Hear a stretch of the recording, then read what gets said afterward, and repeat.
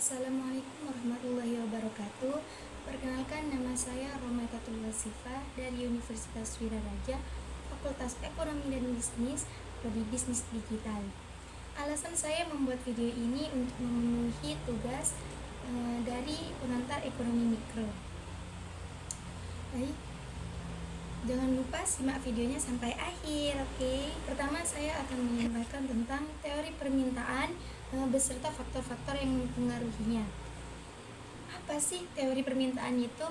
Teori permintaan menjelaskan hubungan terbalik antara harga dan jumlah yang diminta, di mana di saat harga naik, permintaan akan menurun, dan di saat harga menurun, permintaan akan naik. Ada beberapa faktor yang mempengaruhinya. Yang pertama yaitu harga barang itu sendiri, di mana harga barang itu sendiri menjadi faktor yang paling utama karena kenaikan harga akan menurunkan permintaan dan juga sebaliknya. Yang kedua yaitu harga barang lain. Harga barang lain dibagi menjadi dua. Yang pertama barang pengganti atau substitusi, yang kedua yaitu barang pelengkap. Yang pertama, barang pengganti substitusi. Jika harga terhadap barang pengganti itu naik, maka permintaan terhadap barang tersebut akan meningkat. Contoh, misalnya tuh, jika harga kopi naik, maka permintaan teh mungkin meningkat. Yang kedua yaitu barang pelengkap. Jika harga barang pelengkap itu naik, maka permintaan untuk barang tersebut akan menurun. Misalnya, jika harga bensin naik, maka permintaan mobil kemungkinan akan menurun. Yang ketiga yaitu tingkat pendapatan. Semakin tinggi pendapatan konsumen, maka semakin besar kemampuan daya beli mereka, dan juga akan semakin tinggi permintaan terhadap barang normal. Dan juga sebaliknya, permintaan barang inferior akan menurun. Faktor yang keempat yaitu selera dan preferensi konsumen. Selera yang berubah karena mode, iklan, atau faktor lainnya akan mempengaruhi permintaan.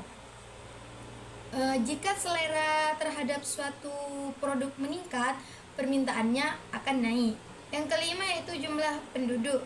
Pertambahan penduduk akan meningkatkan permintaan terhadap sebagian besar barang dan jasa karena ada lebih banyak konsumen di pasar. Yang keenam yaitu prediksi atau ekspektasi konsumen.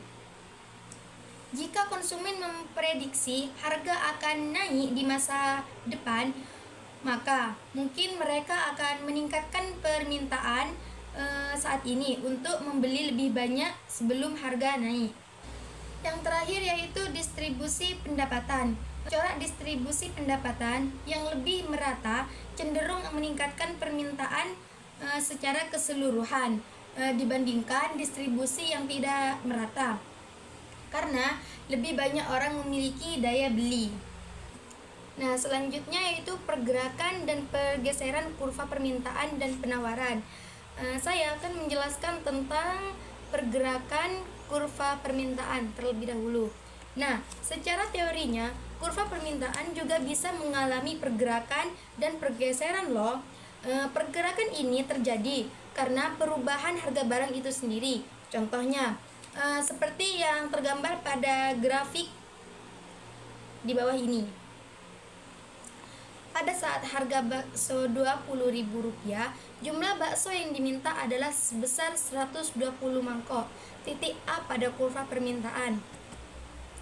Ketika harganya turun menjadi Rp18.000, mengakibatkan bertambahnya jumlah bakso yang diminta dari 120 mangkok menjadi 140 mangkok. Titik A pada kurva permintaan bergerak ke kanan, yaitu titik B, dan seterusnya. Jadi, kesimpulannya, yang membuat kurva permintaan bergerak hanyalah harga barang itu sendiri. Selanjutnya yaitu pergeseran kurva permintaan.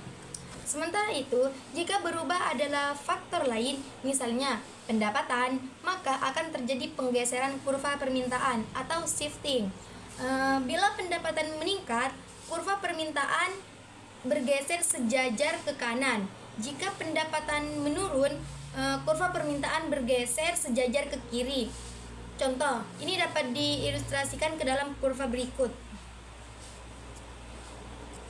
Yaitu pergerakan kurva penawaran. Seperti halnya kurva permintaan, kurva penawaran juga bisa bergerak dan bergeser.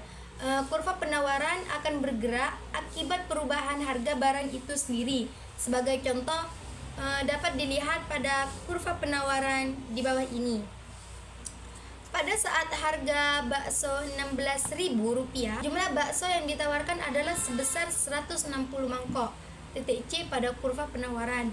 Ketika harganya naik menjadi 18.000, mengakibatkan bertambahnya jumlah bakso yang ditawarkan dari 160 mangkok menjadi 180 mangkok. Titik C pada kurva permintaan bergerak ke kanan ke titik B, dan seterusnya. Yang terakhir yaitu pergeseran kurva penawaran. Jika yang berubah adalah faktor lain, misalkan sebagai contoh teknologi, maka akan terjadi pergeseran kurva permintaan atau shifting.